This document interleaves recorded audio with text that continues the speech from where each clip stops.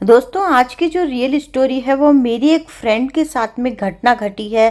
और वह अपनी स्टोरी आप लोगों के साथ में शेयर कर रही है, तो आप लोग ध्यान से सुनिएगा पूरी स्टोरी को, क्योंकि वह खुद अपने मुंह से उस स्टोरी को शेयर की और अपने मुंह से उस स्टोरी को पूरा एक्सप्लेन की है। तो आप उसे ध्यान से सुनिए और उसके साथ खुद के साथ में सच में ये घटना घटी है।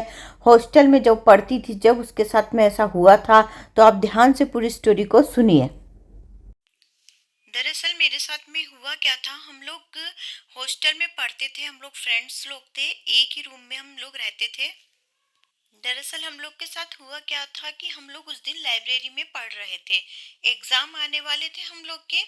तो हम लोग फ्रेंड्स लोग सब पढ़ रहे थे, हम लोग 6 लोग थे। सब गर्ल्स ही थी हम लोग। तो क्या हुआ कि हम लोग पढ़ते पढ़ते थक गए थे, रात का वही 11:30 कुछ ऐसे बज गया था। लाइब्रेरी के अंदर ही थे हम लोग। तो फिर हम लोगों ने सोचा यार बहुत बोर लग रहा है, कुछ करते हैं। उसके बाद हमने सोचा क्यों ना हम लोग जो आत्मा को बुलाते हैं वैसा कुछ करते हैं, उनको बुला के देखते हैं। तो हम लोगों ने बोर्ड लिया, उस पे नंबर लिखे हुए थे। वहाँ हमने चारों तरफ मोमबत्ती जलाई और उसके बाद एक सिक्का बीच में रखे। दो फ्रेंड लोग तो डर के मारे चली गई, उन्होंने मना कर दिया कि नहीं हम लोग ये सब नहीं करेंगे। और बाकी हम लोग 4 लोग थे, वो एग्री हुए और चारों बैठ गए चारों तरफ में। और सिक्के पे हमने उंगली रख ली। उसके बाद हम लोग बातें करने लगे और बोलने लगे कोई यहाँ पे है आत्मा तो आ जाओ। हम लोग इसी प्रकार से बात कर ही रहे थे। हम लोग सोचा कि ऐसा कुछ नहीं होएगा, एज ए एंटरटेनमेंट हम लोग कुछ कर रहे थे।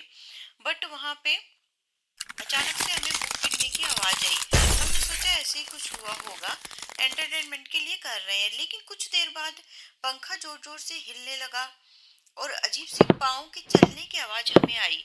और उसके बाद में इस प्रकार की आवाज को जब हमने सुना तो हमें थोड़ा डर लगा। और जो हवा, जो पंखा जो चल रहा था तेज हवा से, उसमें आवाज आने लगी, तो उससे भी हम लोग थोड़े डरे। तो मैंने अपने फ्रेंड्स लोग को रोका। मैंने उनको बोला कि रुक जाओ, ऐसे एकदम से एक जन कोई उठ के भागेगा तो उसमें वो कोई मुसीबत में आ सकता है, हम चारों साथ चलेंगे।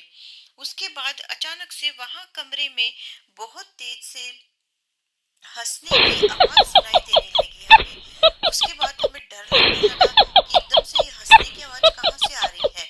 उसके बाद हम चारों का डर के मारे बुरा हाल होने लगा। हम लोग कंट्रोल नहीं कर पा रहे थे, डर रहे थे हम लोग बुरी तरह से।